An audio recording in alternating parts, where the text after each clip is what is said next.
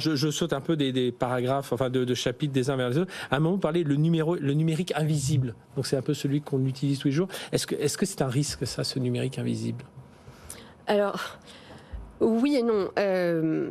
C'est un risque dans la mesure, alors ce que j'appelle le numérique invisible, c'est-à-dire que c'est devenu tellement présent dans nos vies, dans nos existences, qu'en fait c'est devenu familier. C'est quelque chose qu'on voit plus, on s'en rend même plus compte à quel point la médiation de la technologie est essentielle. Je crois que vous donnez tout un tas d'exemples. Voilà, Ouais, on est en train de prendre son café avec des capsules qu'on reçoit par abonnement, on se pose même plus la question. Enfin, il y a tout un ensemble de tout à fait. C'est cette idée qu'en fait que j'appelle ça un filtre.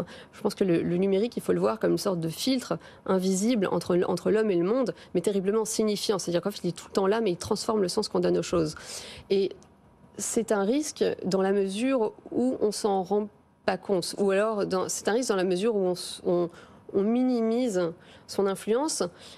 Ça peut être un risque aussi, et c'est un peu l'objet et l'objectif de mon livre, si à force justement de s'intéresser au scandale de la tech, donc à Elon Musk, à l'instrumentalisation de l'intelligence artificielle par des régimes autoritaires comme la Chine ou par des services de renseignement de tel ou tel autre État, eh bien, à force de s'intéresser à ces grands scandales, on se désintéresse de la technologie elle-même.